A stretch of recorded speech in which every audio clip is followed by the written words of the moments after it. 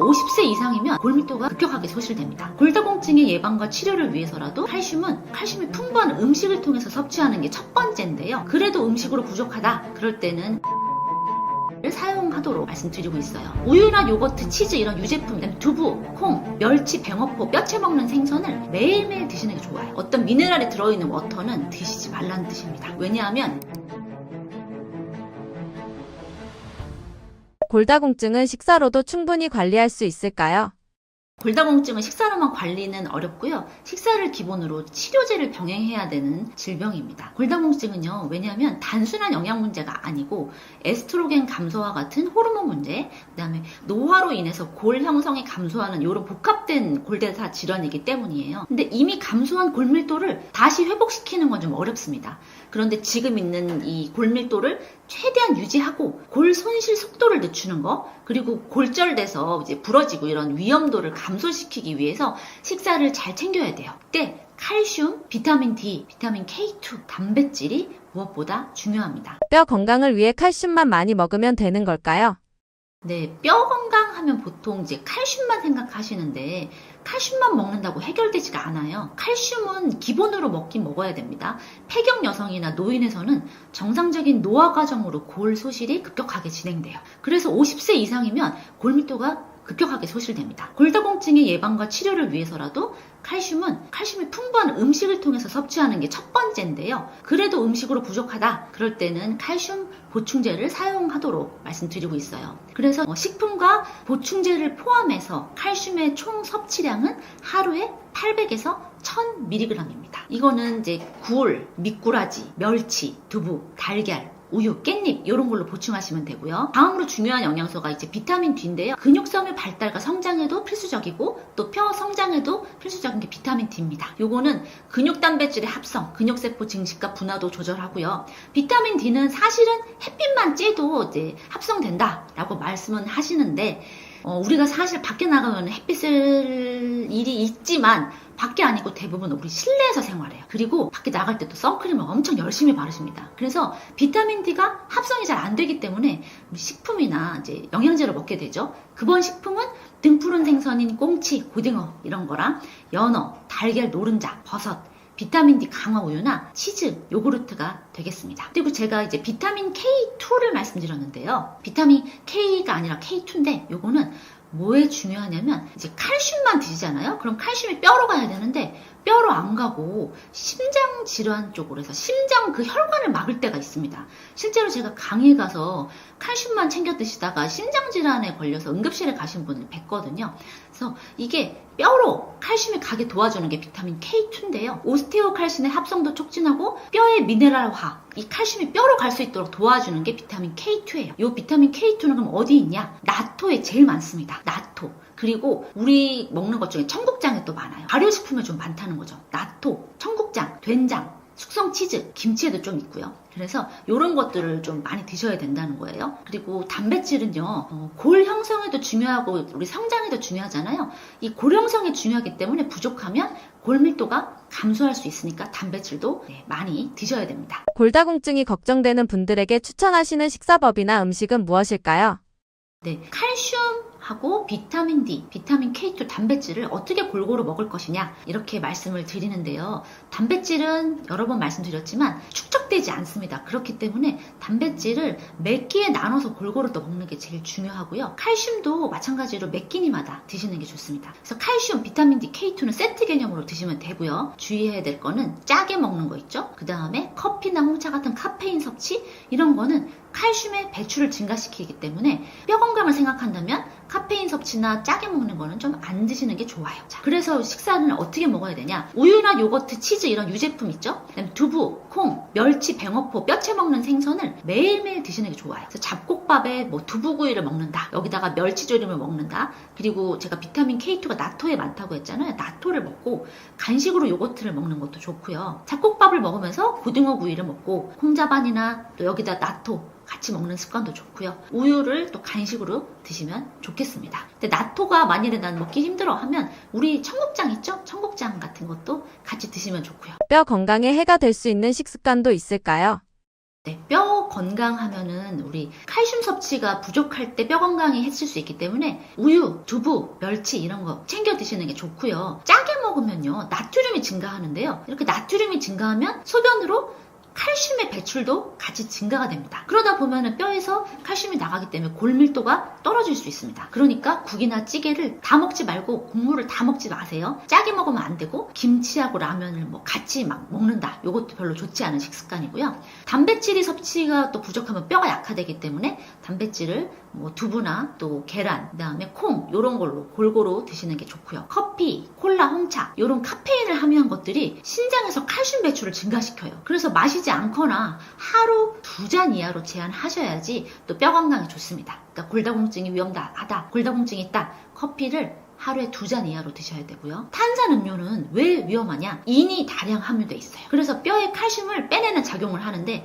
실제로 무슨 실험 영상 같은 거 보면은 코카콜라에다가 이 같은 거나 뭐 담궈놓으면 다 녹아버리는 거 보셨죠? 그렇게 탄산음료, 콜라, 사이다 이런 것들 뼈에 칼슘을 빼내요. 그렇기 때문에 이것도 조심하셔야 되고 술을 또 나왔네요. 술은 칼슘의 배설을 촉진시켜서 골다공증을 악화시킬 수 있으니까 가급적 금주를 하시면 좋겠습니다. 음식으로 챙기는 것과 보충제로 챙기는 것은 어떻게 다를까요?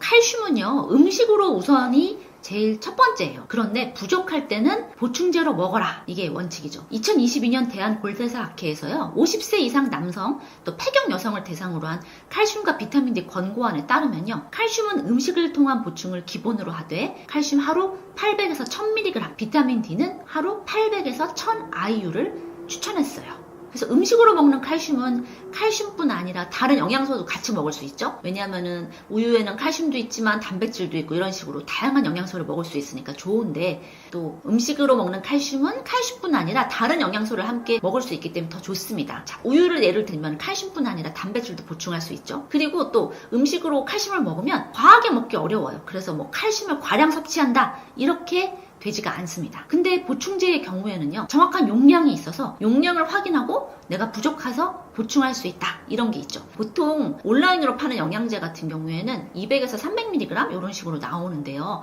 한 번에 500mg 이상을 먹는다. 이러면 흡수가 어렵습니다. 칼슘이 원래 특징이 한 번에 500mg 이상의 보충제는요, 흡수가 잘 안 돼요. 그래서 칼슘 보충제는 500mg 이하로 드셔야 되고 만일에 칼슘을 보충제로 했는데 1000에서 1200mg 먹었다. 이러면 과하게 드시게 되는데요. 과량 섭취하면 어떻게 되냐? 심혈관 질환, 뇌졸중, 또 신장결석 이런 발생 위험이 있어요. 그래서 칼슘제는 과량 섭취가 위험합니다. 내가 만일에 한 1000mg을 드시겠다 하면은 500mg 이하짜리 한 200~300mg짜리를 2번이나 3번으로 나눠 드시는 게 필요하다는 거고요. 그래서 칼슘을 식사로 보충하되 보충제는 필요시에만 드시지만 칼슘을 식사로 보충하되 보충제로 드시는 거는 필요시라고 말씀드렸지만 내가 유제품을 거의 안 먹는다. 폐경 이후에 50세 이후의 여성이다. 골다공증을 이미 진단받았다. 이럴 때는 꼭 칼슘을 보충제로 보충하도록 말씀드리고 있습니다. 골다공증 약을 먹을 때 꼭 알아야 할 점은 무엇일까요?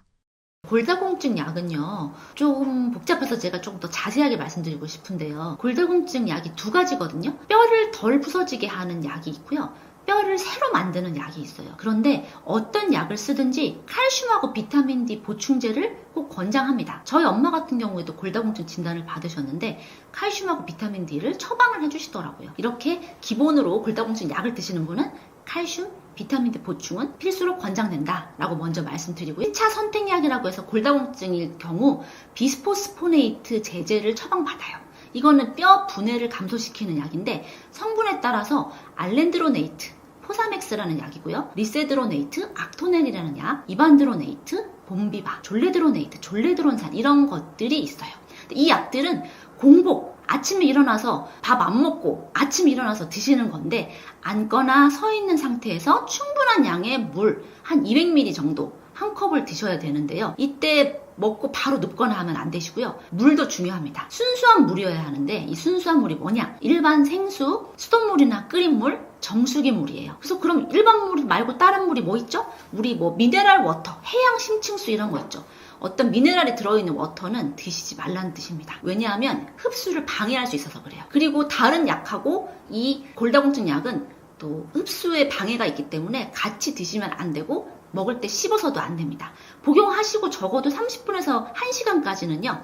제산제, 다른 약, 음식, 음료, 칼슘제, 비타민제, 건강식품 같은 것도 섭취하시면 안 돼요. 이거는 먹는 약인데요. 먹는 게 힘들다 하시는 분들이 좀 주사를 맞겠다 하시는 분들 많거든요. 이 주사는 6개월에 1회 맞는 주사인데요. 뼈를 덜 부서지게 하는 주사예요. 쉽게 말하면 먹는 약 외에도 뼈가 덜 부서지게 하는 주사가 있는데요. 6개월에 한 번 정도 맞습니다. 그러니까 1년에 2번 정도 맞는 거죠. 이게 데노수마비라는 성분의 약이 있는데 프롤리아, 엑스지바 이런 게 있는데요.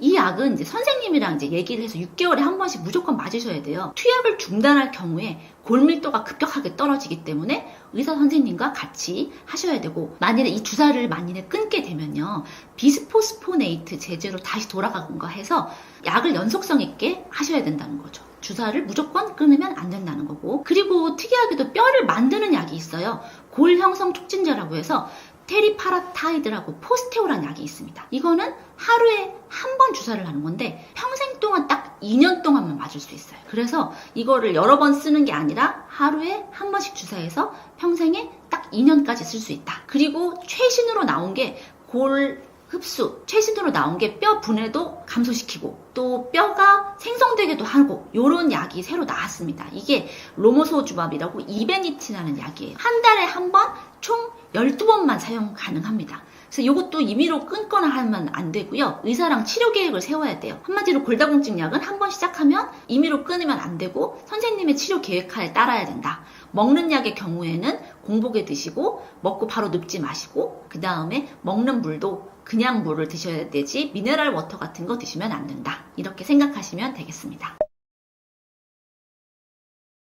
네, 안녕하세요. 저는 올해로 약사 일을 한 지 20년째인 염혜진 약사라고 합니다. 지금 현재는 병원에서 약사로 일하고 있고요. 현장에서 8,000명 이상의 사람들을 만나는 강사이기도 하고 또 여러 가지 책을 쓴 작가이기도 합니다. 미라클 루틴, 오늘부터 나는 갑으로 삽니다. 지금 당신이 글을 써야 하는 이유, 영양제 특강, 이 약 같이 먹어도 돼요. 건강하게 오래 사는 기적의 장수 식사법이라는 책을 썼습니다. 제가 여러 가지 책을 쓰고 강의를 다니는 이유가 있습니다. 전국으로 강의를 다니고 있는데요. 그렇게 다양한 연령층의 대중들을 만나다 보니까 병원에서 만나는 분들은 이제 아파서 오셔서 그런지 기운도 없고 나이가 좀 있어 보이시는 거죠. 근데 강의를 가서 만나면 비슷한 나이대인데도 젊고 활력이 넘치세요. 그래서 이게 젊다고 병이 없는 것도 아니고요. 나이가 있다고 다 아픈 것도 아니더라고요. 관리를 어떻게 하는지, 식사를 어떻게 하는지, 또 적절한 영양제를 어떻게 섭취하는지에 따라서 노화의 속도가 다른 거를 느끼게 됐어요. 병이 있더라도 또 적극적으로 자신의 몸을 돌보시는 분들은 확실히 노화가 더뎠고요. 노화가 축적이 돼서 우리 노쇠라는 게 있습니다. 기능이 떨어지고 이제 쉽게 피로하고 이렇게 되는데요. 노화가 축적돼서 노쇠로 가는 걸 막아야 돼요. 우리 이제 100세 시대라고 말씀드리잖아요. 100세 시대에 안 아프다는 건 거짓말이에요. 아프긴 아픈데 이 아픈 몸을 어떻게 잘 유지해서 우리가 쭉 오래 건강하게 살 수 있냐를 위한 대책이 필요한 거죠. 그래서 저는 유병장수를 위한 대책이 필요하다라고 말씀을 드리는데, 이거의 세 가지가 뭐냐? 음식, 약, 영양제라고 할 수 있습니다. 그래서 기본은 식품이에요. 내가 매일 무엇을 먹냐가 제일 중요합니다. 가끔 강의 가면 그런 말씀 하시는 분들 계시거든요. 내가 지금 이런 영양제 먹는데 뭐 잘 모르겠다. 그래서 물어보면은 식사를 제대로 안 하시는 경우가 너무 많은 거예요. 식사 제대로 안 하시면서 영양제 먹으면 제가 효과 없다고 말씀드리거든요. 오늘 제가 강의에서 어떤 말씀 드렸냐면, 건강하게 식사를 하자. 하루에 3끼 중에 한 끼라도 6가지 식품군이 골고루 든 진짜 식사를 하자고 말씀드렸는데, 제일 중요한 거 식사 기본입니다. 그리고 내가 좀 부족한 게 있어? 영양제로 섭취를 하시면 되고요. 내가 정말 너무 아파. 그럴 때는 약을 먹으면서 자신의 몸을 돌보는 것도 필요합니다. 그래서 약, 식품, 영양제 이 3가지가 같이 가야 된다고 생각해요. 그래서 제가 영양제 특강이라는 책에는 영양제를 바르게 먹는 법, 어떻게 하면 속지 않고 제대로 먹을 수 있냐, 뭐 암 예방 영양제가 있다고 비싸게 사신 분들 많이 봤고요. 또 임신이 안 된다고 영양제 샀다는데 다 그게 영양제가 아니라 그냥 식품인 경우도 많이 봤습니다. 또 이 약 같이 먹어도 돼요라는 책에는 약국에서 살 수 있는 다양한 일반 약품에 대한 선택을 제가 다루었어요. 어떤 약을 먹는 것이 좋나, 어떤 약을 바르는 것이 낫나, 그 구분을 해드렸고요. 이제 제일 중요한 매일 먹는 식사, 이걸 놓치고 약이나 영양제를 드신다면 안 되기 때문에 저는 이번에 건강하게 오래 사는 기적의 장수 식사법이라는 책을 썼습니다. 고정 댓글에는 링크 누르시면 제 건강 솔루션 3종 세트를 만나보실 수 있고요. 약과 영양제와 식품 이 3가지를 아우르면서 건강하게 오래 행복하게 사셨으면 좋겠습니다. 감사합니다.